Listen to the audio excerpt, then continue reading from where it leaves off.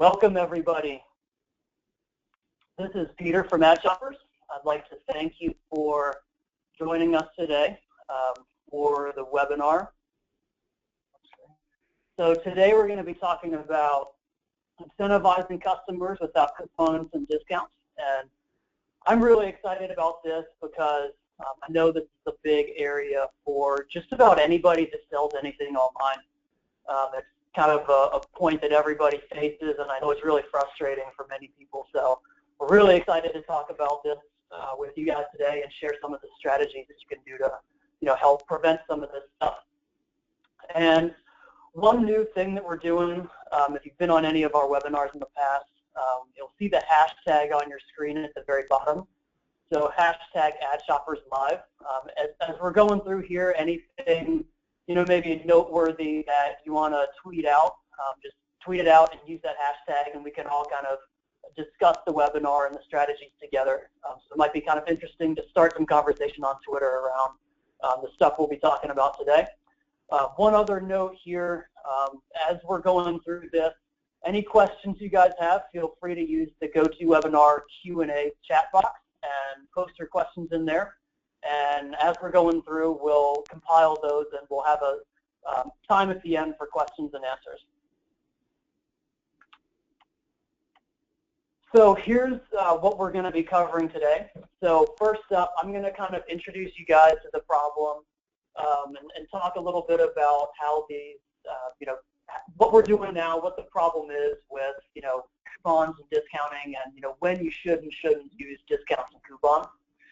Then I'm going to bring in Chad, one of our co-founders, and he's going to cover 5 strategies that you guys can do to incentivize customers without using coupons or discounts at all. Then we'll recap it at the end, and we'll have some time for questions and answers at the very end. So first up, quick poll here. Just wanted to see what you guys think. So do you believe your brand benefits from coupons, yes or no? There should be a GoToWebinar poll box that popped up. So just real quick, just select yes or no, and I'll give you guys a couple of moments to complete that poll, and then we'll look at the answers as soon as you guys are done.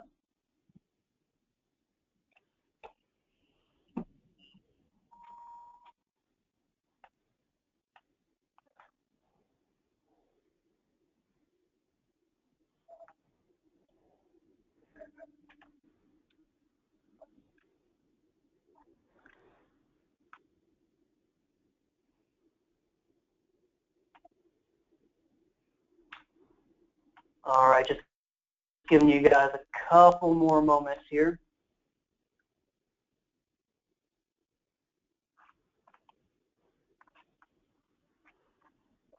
All right, we're going to go ahead and the poll results are coming in from GoToWebinar. Usually they come in live, but what we'll do is we'll hold those to the end, and we'll let you guys know the results at the very end before we do Q&A.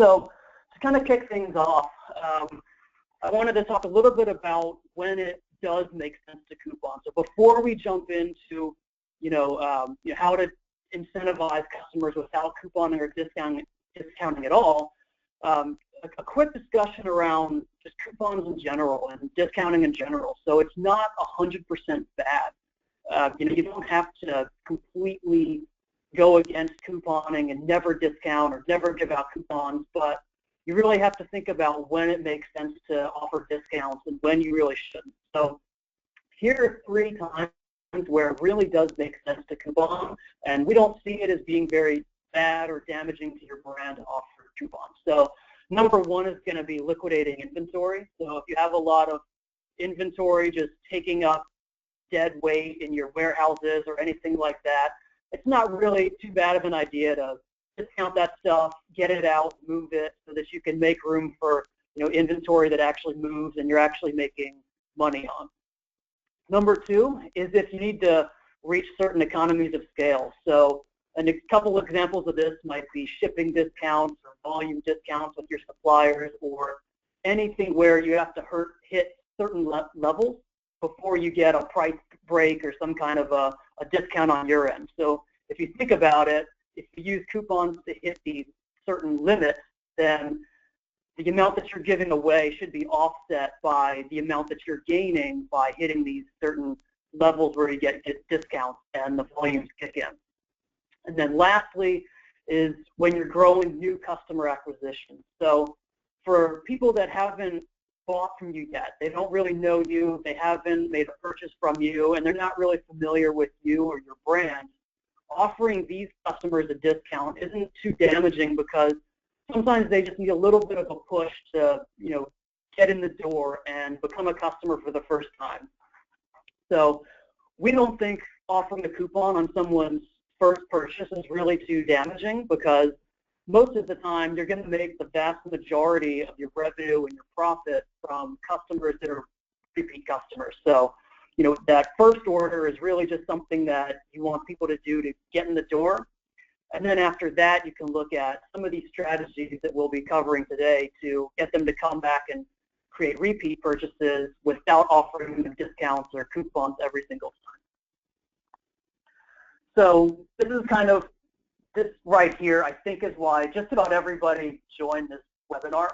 So when you discount excessively, a couple things happen. The first is obviously your margin. So, coupons, discounts, they come directly out of your margin. So, after you take your revenue and even take the cost of goods and all of your other costs out of that, the margins or the coupons take out directly out of the bottom line. So obviously that's painful and it's, it's not good for your brand or your company. So that's big reason number one that discounting can be harmful and excessive. Number two is kind of your brand perception. So think about some of the really high-end, like maybe your favorite luxury clothing brands or apparel or accessories.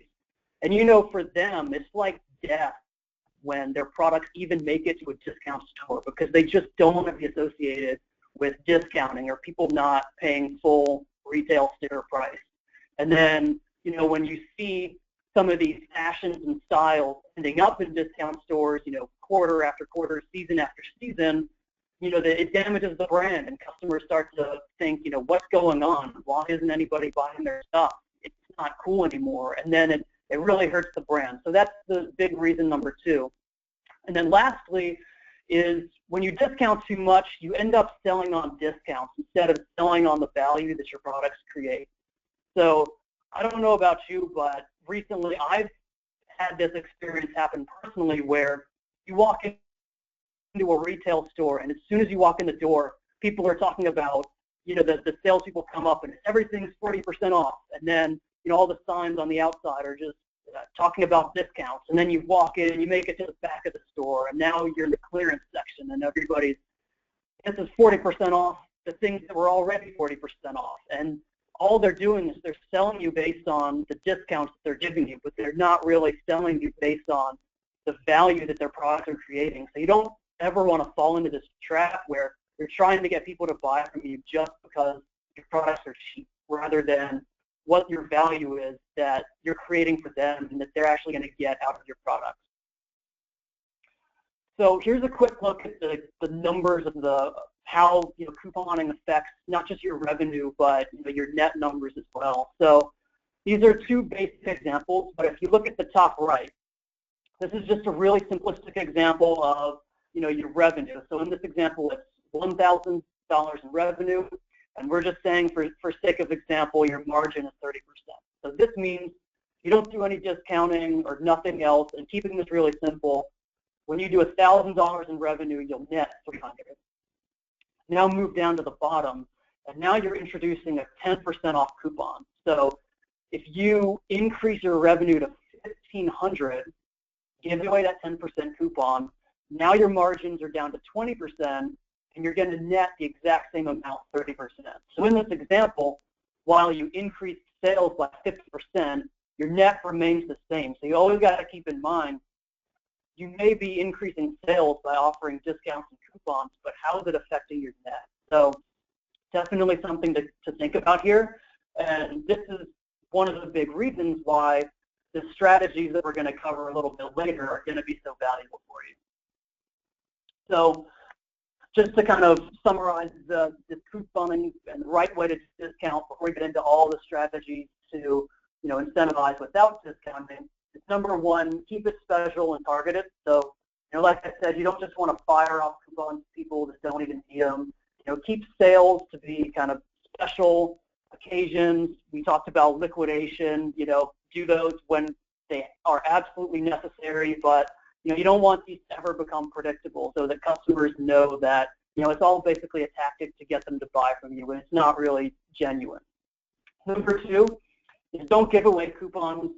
Don't give coupons away for free. So this is something that, as most of you guys are selling online, you actually have a little bit more control over. So this is one area where you can really have a bit of an advantage over like brick and mortar stores to just give away discounts. And online, you can require different actions that kind of give you something and your brand something, while at the same time you're giving away a coupon. So an example of this might be, enter your email to get a coupon, or share out our brand, or share out a product to get a coupon, or write a review or something like that. So that way you get something at the same time you're giving away that coupon, so it isn't quite as damaging.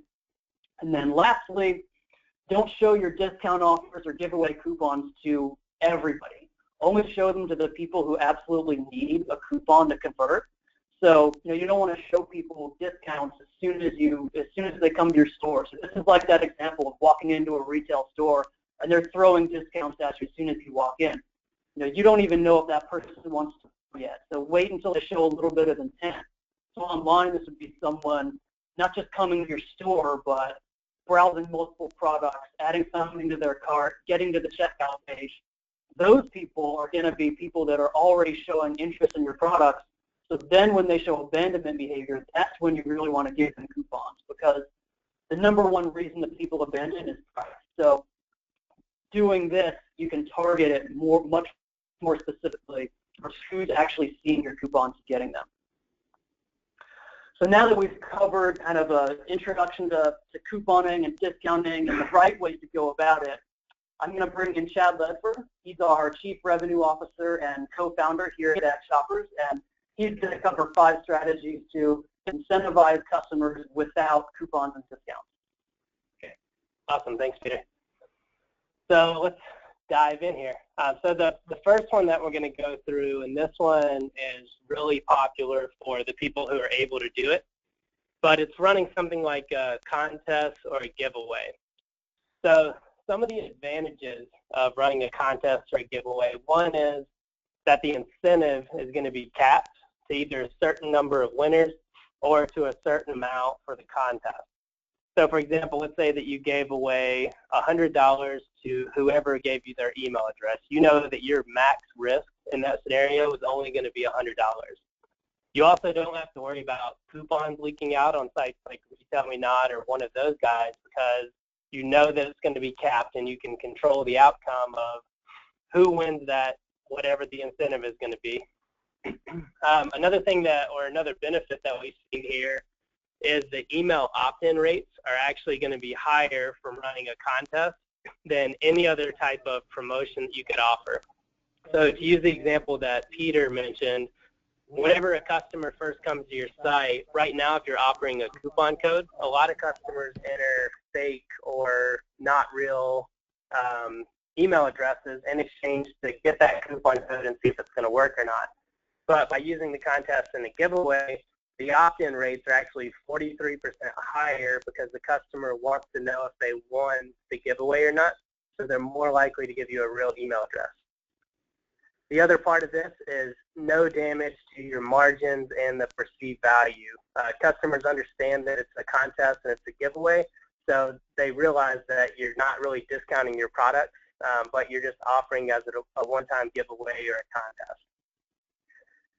Some of the disadvantages to running a contest or a giveaway is going to be that it does require marketing collaboration.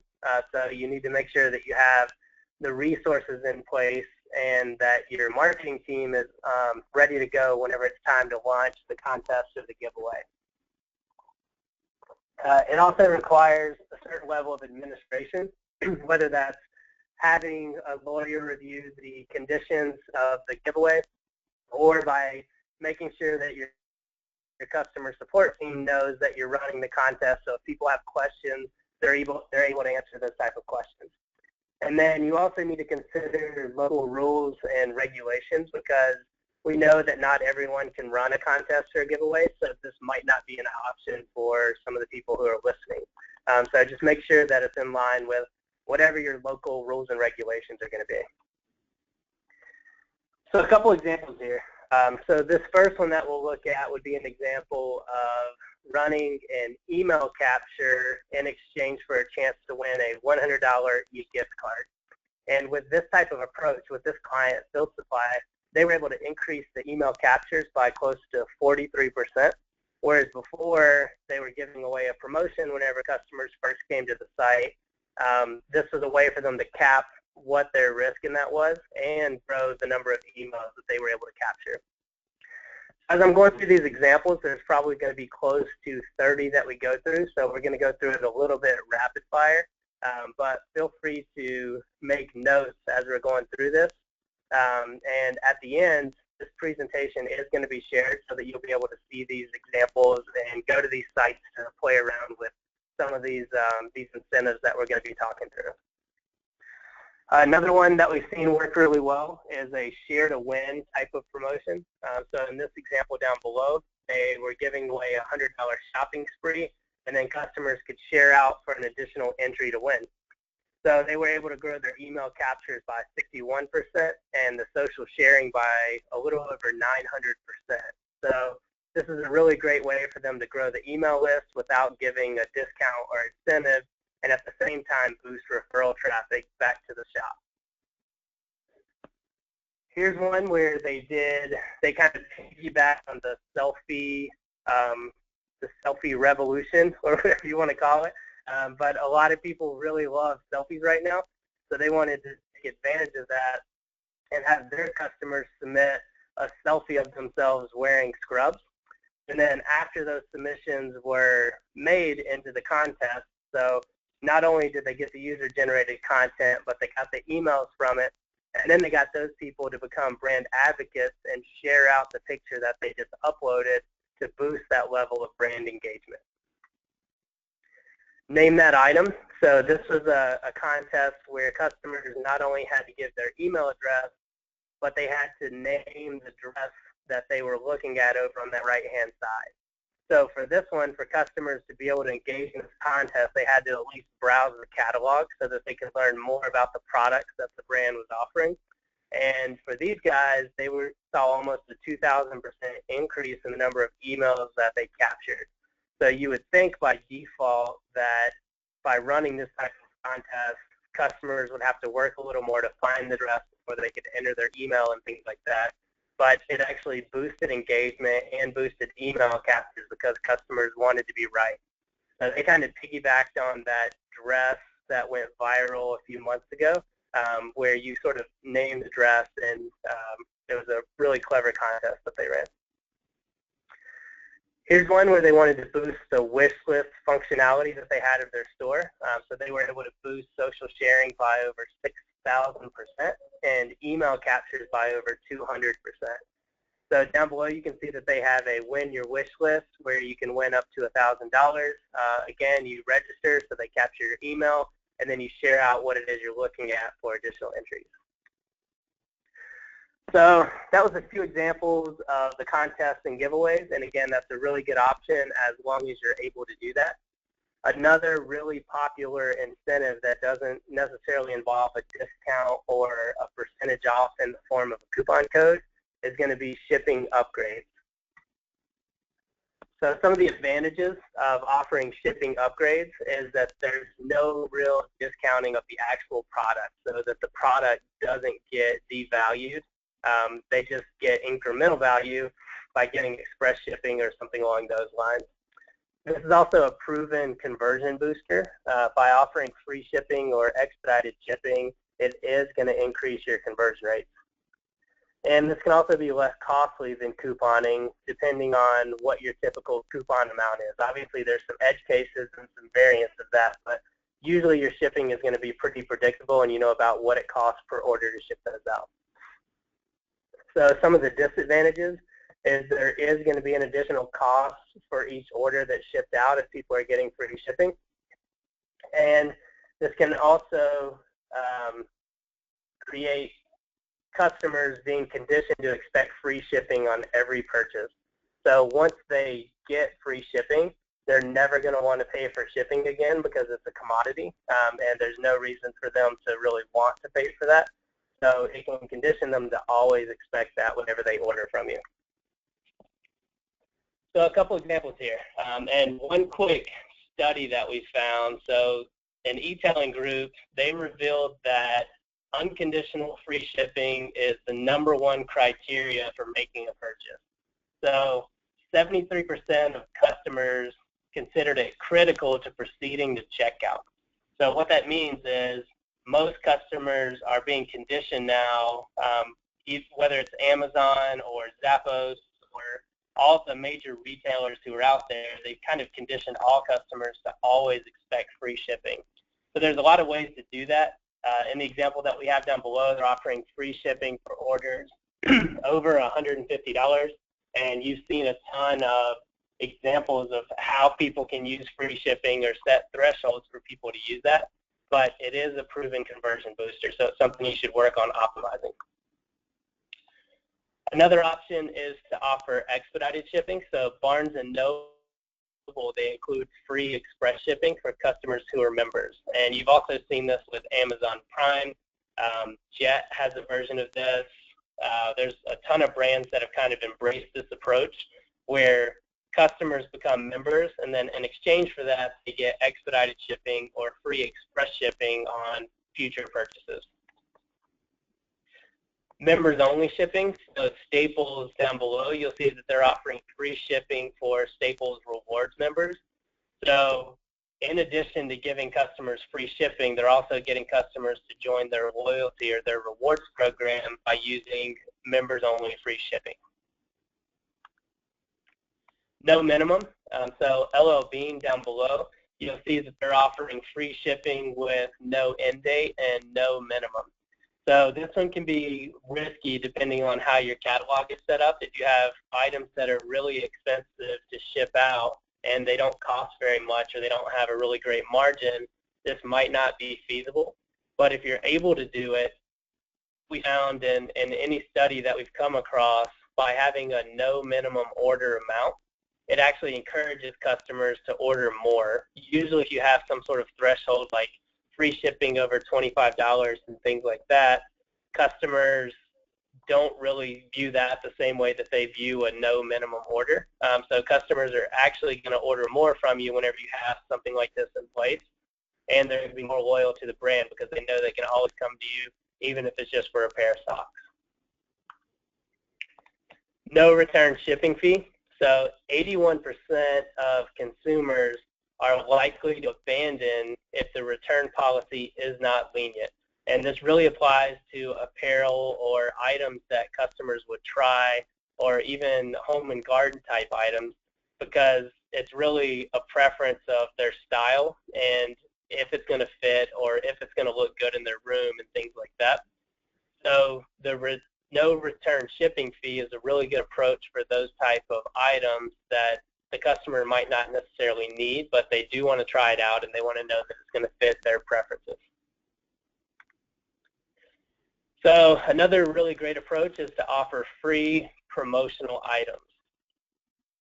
So some advantages of this is that there's no discounting of your standard products or your cash cow type products.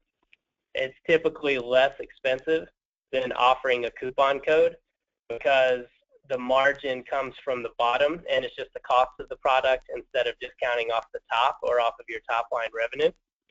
And this can also lead to incremental purchases of the items that you're giving away. So it really helps to cross-promote other items that you might have in your catalog. Some of the disadvantages here are going to be that it will require some additional work from the fulfillment team because there's another product that needs to be included with the order. And it also adds an incremental cost to each order that gets shipped out because the free promotional item has to go into that purchase as well. So a few examples, free gifts. So this is a really popular one among beauty and those type of customers, so like perfume type customers and Birchbox and those guys. We're going to go through a few of those examples, but in the one below, you can see they're offering a 14-piece gift for orders over $19.50. So this is a really good way for them to give the customer additional value. They have insane margins, so it's not going to cost them a lot to throw in this item, and then the customer is going to end up being more happy at the end of the day because they get more products. Free samples with the purchase. So again, this is a great way to announce new product launches or to start building some of those cross-promotional strategies and to build awareness around some new products that you might have available. A free gift card. So this is a pretty good example that we found on Target, and down below you'll see that they're offering a $50 gift card with the Xbox One bundle for Target.com. And then they're also offering a $10 promotion for an Xbox Live membership. So for anyone who orders this bundle, not only do they have to come back to the store to spend their gift card, which is going to drive repeat purchases for them, but they're also driving cross-promotion for their partner, Microsoft in this scenario, so that customers activate that $10 on an Xbox Live membership. So by giving away gift cards with partners or with brand partners and other industry partners that you have, this is a really great way to give that additional value to customers without it costing you anything extra. Extended warranty and insurance.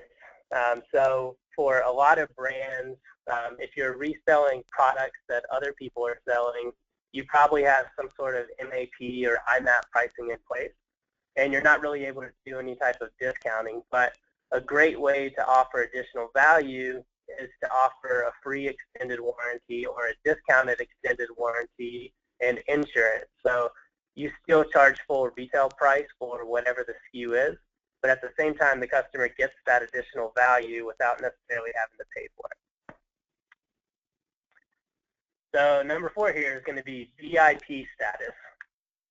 So some advantages of running a VIP program is that it doesn't incur any additional costs after the program gets up and running. It's also going to help you identify and segment who your best customers are, or who are the customers who are truly VIP type customers. Some disadvantages, it can be confusing to customers, and you're going to have to educate your customer base so that they understand what the VIP program is and what the benefits of it are going to be. It can also be difficult to keep customers engaged after they signed up for the program, so you need to make sure that the marketing post-purchase or post-registration for the VIP program, that you have a really good marketing plan in place to keep those customers engaged. And it can also be difficult to make changes to a VIP program without getting customer kickback. So if you launch it and you start giving people things and then you decide to take things away later, it's really going to upset some of your most valuable customers. So here's a few examples. First, access to new products is a really good way to promote this type of VIP program. So an example down below with Fabletics, if you sign up for the VIP membership, then you're going to be one of the first ones to get access to their new line of products. And this is a really good way to introduce new products or to test products to see how they're going to perform to your larger core audience, and then buy smaller samples of those products to give to your VIP members. Exclusive offer members. So Uber has a VIP program. I think it's limited to just New York now. After you ride with them 100 times, they automatically upgrade you to Uber VIP. And that's going to include drivers over a certain rating, an upgrade to the cars that you ride in, and the pricing is going to stay the same as Uber Black. So what they've identified is that once you've ridden with them 100 times, that you're most likely already a really, really loyal customer, so they want to give you some special treatment so that you continue to be that type of loyal customer. Early access to sales. So this is really popular in the ticket and live event area, where they offer pre-sales to any of their top customers or customers who have gone to similar events in the past. So, for example, the Weird Al one that you see down below was only sent to certain people and it's presented as a pre-sale item. So this has a couple benefits to Live Nation. The first one being that they get to create a market around any of these events that are coming up. So before the general public can buy these type of tickets, they probably already sold 70 or 80% of those. So it creates that scarcity before they even go to market with it. And then to the customers who get this, they feel really special because now they know that they get first access to these types of events. Customer spotlight opportunities. This is a really inexpensive one that is going to create a ton of brand value for any customer that you highlight or spotlight on. So the basic idea is if someone takes the time to take a picture with you and your brand, and then they upload that to social media and they tag you in it, you, whether it's your social media coordinator or the email marketer or whatever other channels you have set up, should highlight that group of customers so that they feel extremely special. And this is a way to make customers feel special and offer them some sort of incentive. In this example, the incentive is going to be being in the limelight or the spotlight for a period of time so they have their 5 minutes of fame. But this is a really great way to help start engaging customers more one-to-one. So number 5, loyalty points. This one's a little bit of a gray area because loyalty points can be viewed as a discount or a coupon code, but it's technically just points instead. So take it for what you will, but we're going to go through a few examples here. So some advantages is that with the loyalty program, it is going to drive repeat purchases and loyalty and help grow your lifetime value of customers. The loyalty program participants are also going to become the most likely to become brand advocates and influencers. So it helps you identify who those people are. Some of the disadvantages is that it can be extremely difficult to change the loyalty program once it's established. So if you've kept up with Starbucks recently, they've made some changes to their loyalty program, and they've gotten a ton of kickback on social media. They've probably gotten some death threats and a lot of other things, but they essentially made it a little harder to get a free cup of coffee because they changed their loyalty program. So some of their most loyal brand advocates are now not very happy with them. So you need to be sure that once you deploy something like this, that you're pretty confident in the performance of it and the way that you have it set up, because changes are going to be extremely difficult later down the road. The loyalty program also requires integration and setup. So this can be anywhere from months to years, depending on how complex it can be and how your company's set up. So just be aware that there is a lot of upfront startup costs in this. And it can also be difficult to sync across different channels, whether that's online, offline, in-store, in a mobile app, inside of XYZ channel. Each channel you want to have plugged into the loyalty program, so you just need to be sure that you have the capability to sync with all of those. So a couple examples here.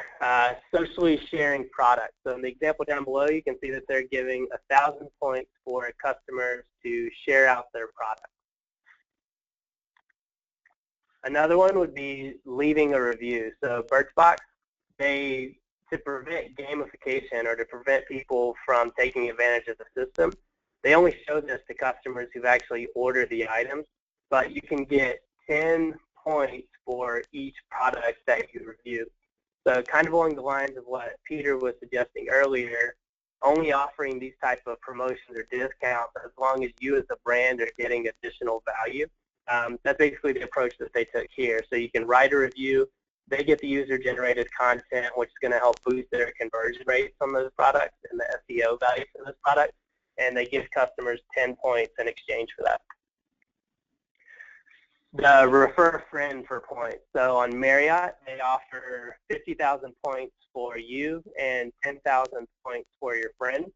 So this is a great way to not only keep their loyal customers engaged with the loyalty program, but also to get those people to drive new customers back to the program and start building up their point balance as they stay in places. Points for purchases. This is one of the most popular versions of having a loyalty program in place. In the example down below, you can see that they have earn 10 points for every dollar that you spend.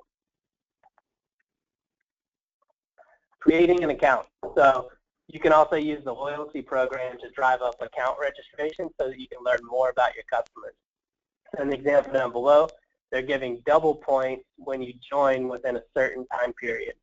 So they created a sense of urgency and then got customers to engage with the loyalty program. So just to recap the 5 strategies that we went through, the first one was contests and giveaways. The second being shipping upgrades. The third was free promotional items. The fourth being a VIP status. And the fifth being loyalty points. There's probably some more that we haven't considered, but hopefully these are 5 that you can consider for your brand that help you start weaning away from some of the coupons and the promotions that you're offering. And over on the right-hand side, like Peter said before, feel free to ask any type of questions that you have. We're going to do one more poll before we go over to the Q&A piece, so I'm going to pass it back to Peter for the poll. Awesome, thanks, Chad. So you should see the poll on your screen. So just kind of curious, want to see if any of the things that we talked about today are some of the things that you might have on your roadmap for 2016. So just any one of these that is interesting to you, or you may even be trying out, or may even already have in place, just check the box for each one. This one you can check as many as you want, and then hit submit, and we'll take a look at the results right before we do the Q&A, assuming GoToWebinar decides to cooperate with us. So give you guys a couple more minutes, moments here to fill that out, and then we'll get back to it. So again, like Chad said, any questions, now is the time to put those in so that we can cover them while we are live here. And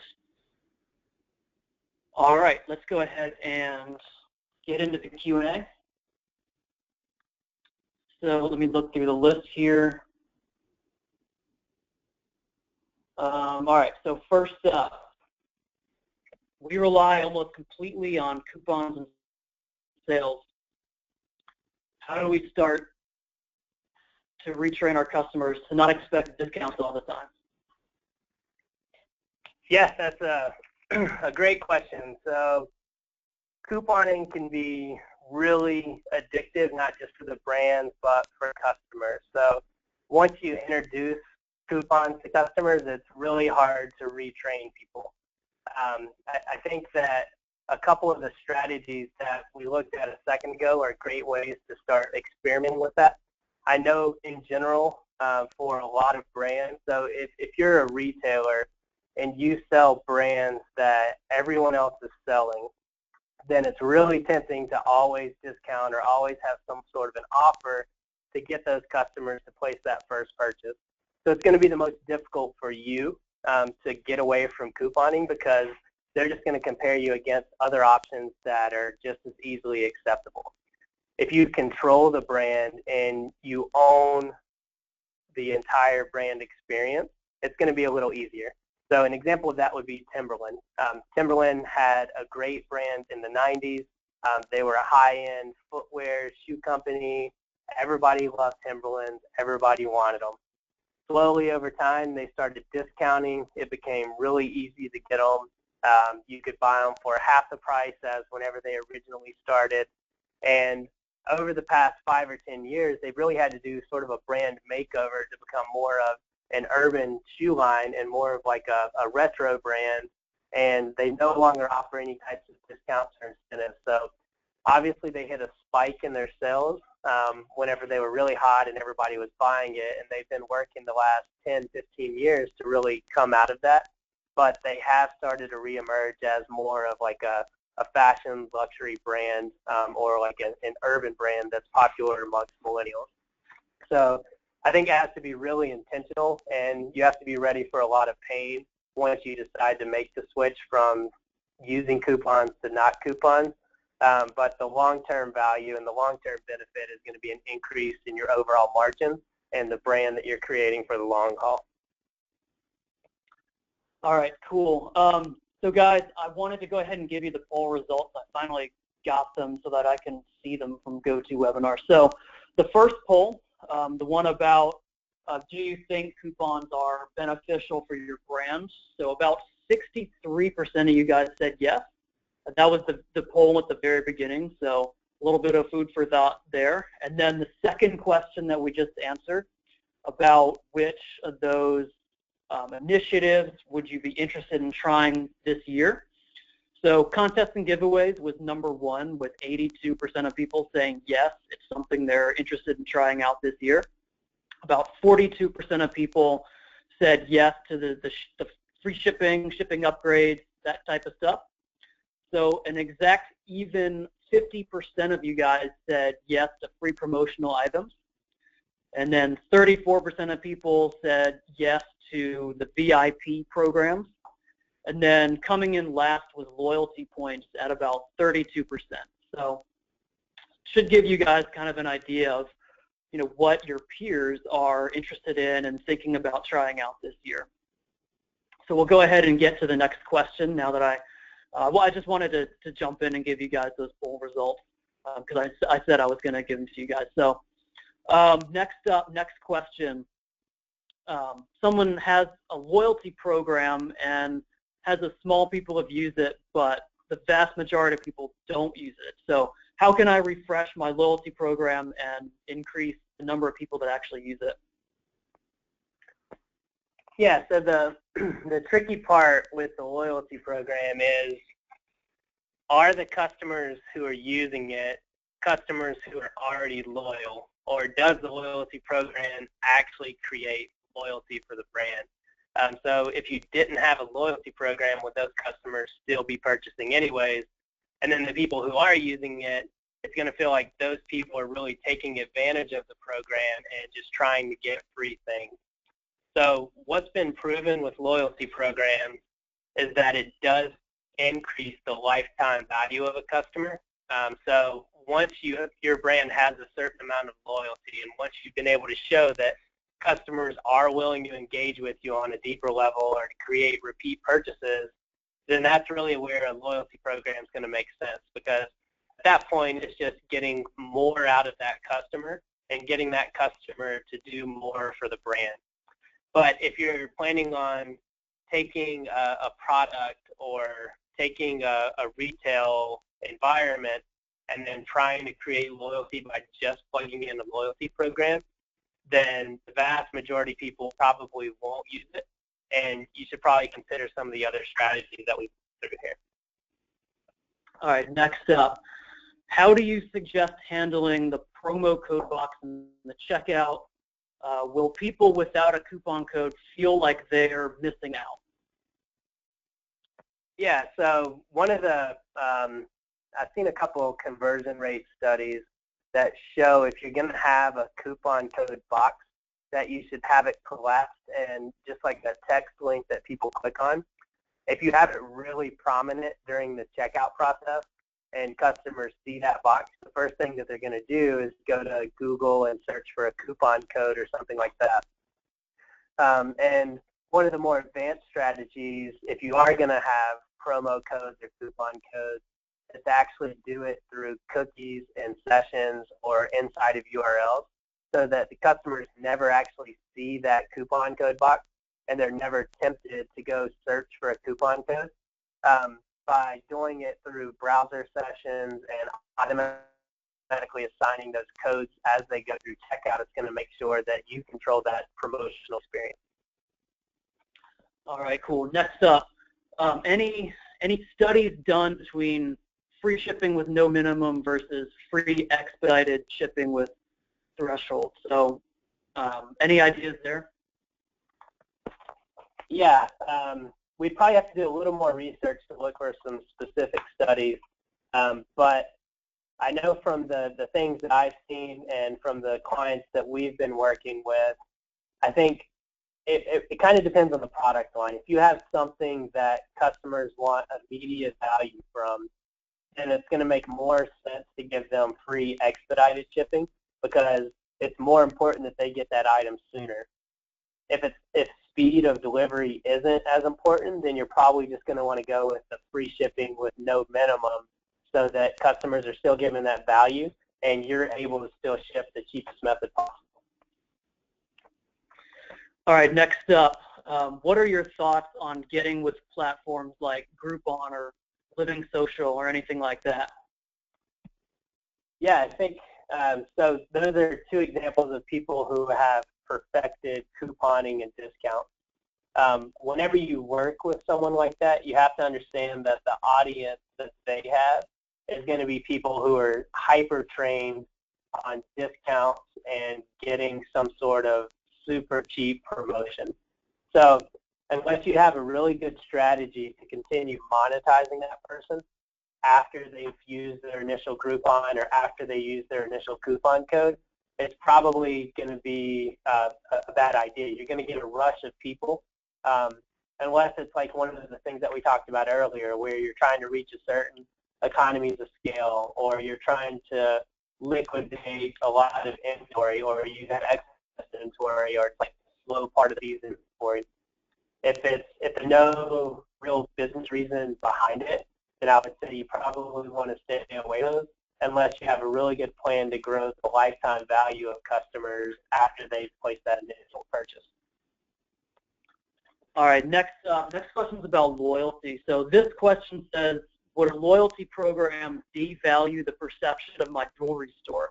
So that's the question. I also think we can maybe apply that a little bit more globally. But so that's the question. Will loyalty devalue your perception? Yeah, I think so. Loyalty is almost always attached to a points program. So let's just say that you get 1,000 points, and then you can redeem those 1,000 points for $100 off your next purchase.